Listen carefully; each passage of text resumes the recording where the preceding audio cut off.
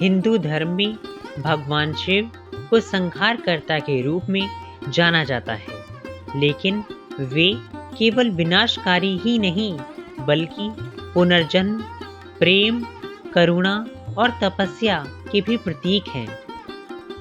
महादेव का जीवन असंख्य रहस्यों और गूढ़ घटनाओं से भरा हुआ है।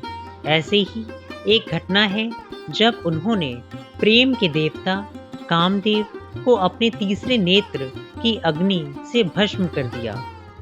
यह कथा केवल शिव और कामदेव की ही नहीं बल्कि भक्ति, प्रेम, संयम और ब्रह्मचर्य की गहरी समझ को उजागर करती है।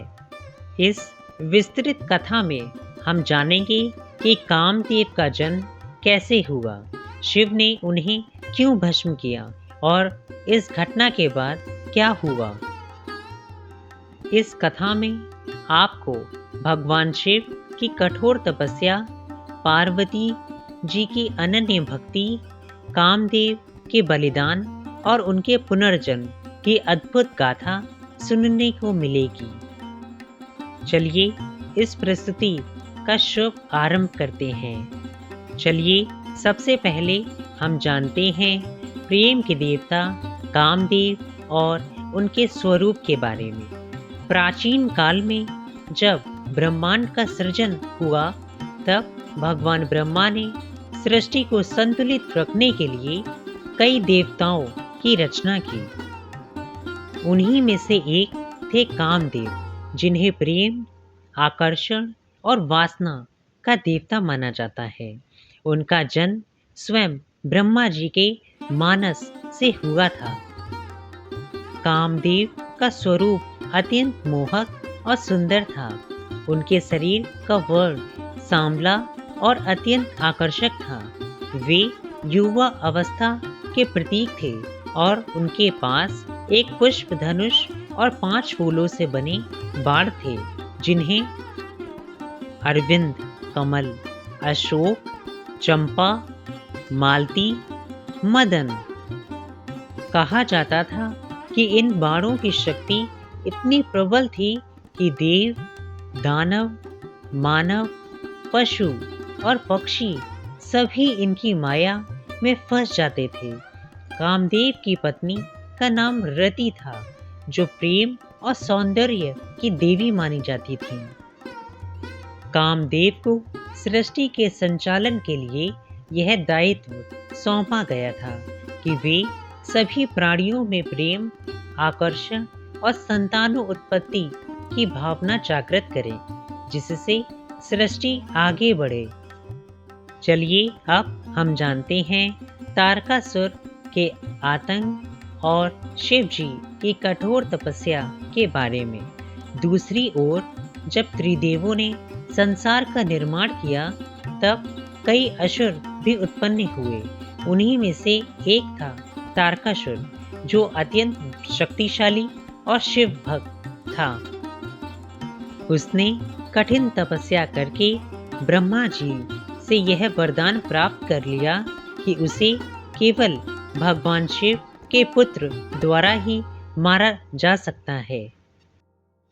इस वरदान के कारण तारकासुर अमर सा हो गया और उसने तीनों लोकों में आतंक मचा दिया। देवता, ऋषि मुनि और मानव सभी उससे त्रस्त हो गए। सभी देवगण भगवान शिव के पास गए, लेकिन उस समय शिव गहरे ध्यान में लीन थे। सती के वियोग के कारण उन्होंने संसार से मोह त्याग दिया था और वे तपस्या में लीन हो गए थे। अब समस्या यह थी कि जब तक शिव पार्वती का विवाह नहीं होता तब तक शिव का पुत्र कार्तिकेय जन्म नहीं ले सकता था, और जब तक कार्तिकेय नहीं जन्म लेते तब तक तारकासुर को कोई मार नहीं सकता था। चलिए अब हम जानते हैं शिव जी को जागृत करने के लिए देवताओं की योजना के बारे में। इस विकट परिस्थिति को देखकर सभी देवता ब्रह्मा जी और भगवान विष्णु के पास पहुँचे। सभी ने विचार किया कि केवल कामदेव ही शिव जी को उनकी गहन तपस्या से बाहर ला सकते हैं। ब्रह्मदेव और इंद्रदेव ने कामदेव से प्रार्थना की, हे प्रेम के अधिपति, केवल आप ही महादेव के हृदय में प्रेम का संचार कर सकते हैं। यदि महादेव ने पार्वती जी से विवाह नहीं किया तो तारकासुर का वध असंभव हो जाएगा। यह कार्य केवल आपके हाथ में है। कामदेव ने देवताओं की बात सुनी, लेकिन वे घबराए हुए थे। उन्होंने कहा, हे देवगण, महादेव की कृपा प्राप्त करना कठिन है, लेकिन उनका क्रोध असीमित है। यदि मैं उनकी तपस्या भंग करने का प्रयास करूंगा तो संभव है कि मैं स्वयं भस्म हो जाऊं। रति ने भी अपने पति को रोकने की बहुत कोशिश की, लेकिन देवताओं के आग्रह पर कामदेव ने अपनी शक्ति को एकत्रित किया और कैलाश पर्वत की ओर चल पड़े। चलिए अब हम जानते हैं कामदेव का शिव जी की तपस्या भंग करने के प्रयास के बारे में। कामदेव ने अपने पुष्प धनुष से सबसे प्रभावी मदन बाण चलाया, जो वसंत ऋतु की सुगंध से युक्त था। जैसे ही बाण भगवान शिव के हृदय तक पहुंचा, उनके भीतर प्रेम की तरंगे उठने लगीं। वसंत ऋतु भी वहां उपस्थित थी, जिसने वातावरण को और अधिक सुगंधित और रमणीय बना दिया। पार्वती माता वहां शिव जी की सेवा कर रही थीं और कामदेव ने अपनी माया से वातावरण को प्रेम से भर दिया। परंतु जैसे ही शिव जी की तृंदा टूटी, उन्होंने अपनी दिव्य दृष्टि से इस कृत्य का कारण जान लिया। क्रोध से उनके तीसरे नेत्र की ज्वाला प्रज्वलित हो गई और उन्होंने क्रोधित होकर कामदेव को देखा। उनके नेत्र की अग्नि से कामदेव तुरंत भस्म हो गए। चलिए अब हम रति के विलाप और कामदेव के पुनर्जन्म के बारे में परिचित होते हैं। जब कामदेव भस्म हो गए तो उनकी पत्नी रति विलाप करने लगी। उन्होंने भगवान शिव से प्रार्थना की, हे महादेव, मेरे पति ने यह कार्य देवताओं के भले के लिए किया था। आप कृपा करके उन्हें पुनर्जीवित करें। हे देवी, तुम्हारे पति अब स्थूल शरीर में नहीं लौट सकते, लेकिन वे अनंग निर्देह रूप में सृष्टि में बने रहेंगे। वे बिना शरीर के भी प्रेम का संचार कर सकेंगे। इस प्रकार कामदेव को शरीरहीन बना दिया गया और वे प्रेम के प्रतीक बने रहे। चलिए अब हम बात करते हैं भगवान शिव और माता पार्वती के विवाह और तारकासुर वध के बारे में। कालांतर में भगवान शिव ने माता पार्वती जी को स्वीकार कर लिया और उनसे विवाह किया।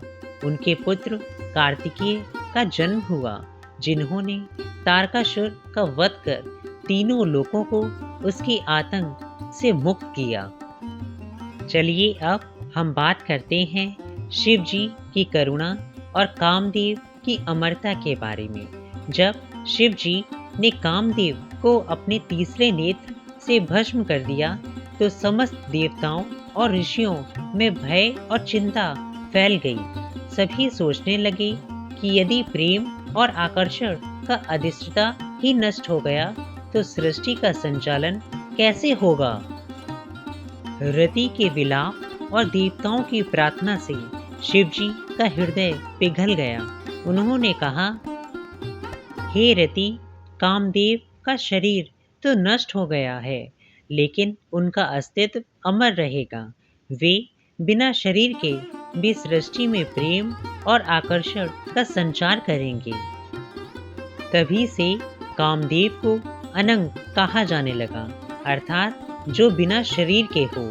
इस घटना के बाद भी संसार में प्रेम, मोह, आकर्षण और संतान उत्पत्ति का चक्र चलता रहा, लेकिन अब वह अधिक सूक्ष्म और मानसिक स्तर पर प्रभावी हो गया। चलिए अब हम माता पार्वती की कठिन तपस्या के बारे में बताते हैं। कामदेव के भस्म होने के बाद भी माता पार्वती जी का प्रेम भगवान शिव के प्रति अडिग रहा। उन्होंने संकल्प किया कि वे शिव को अपने पति के रूप में प्राप्त करके ही रहेंगी। इस संकल्प के साथ उन्होंने गहन तपस्या प्रारंभ कर दी। उन्होंने हिमालय के दुर्गम पर्वतों में जाकर वर्षों तक कठोर व्रत किए। वे केवल फल फूलों पर निर्वाह करती थीं और अंत में उन्होंने अन्न तक त्याग दिया। उनकी तपस्या इतनी प्रबल थी कि ब्रह्मा जी स्वयं प्रकट हुए और कहा, हे पार्वती, तुम्हारी भक्ति अतुलनीय है। शिव जी अवश्य तुम्हें स्वीकार करेंगे। देव ऋषि नारद भी कैलाश पर गए और भगवान शिव को पार्वती की तपस्या के विषय में बताया। शिव जी, जो पहले सती के वियोग के कारण संसार से विरक्त हो गए थे, अब पार्वती की भक्ति और प्रेम से प्रभावित हुए। उन्होंने पार्वती जी को अपने हृदय में स्थान देने का निश्चय किया। भगवान शिव जी और माता पार्वती की परीक्षा लेने के लिए एक ब्राह्मण का वेश धारण किया और पार्वती जी के पास पहुँचे। हे ब्राह्मण, आप चाहे जो कहें, लेकिन मेरे लिए शिव जी ही सर्वश्रेष्ठ हैं। वे ही मेरे स्वामी हैं और मैं उन्हीं को पति रूप में प्राप्त करूंगी। शिव जी उनकी दृढ़ता से प्रसन्न हुए और अपने असली रूप में प्रकट होकर कहा, हे पार्वती, तुम्हारी भक्ति ने मुझे जीत लिया। मैं तुम्हें अपनी पत्नी के रूप में स्वीकार करता हूँ।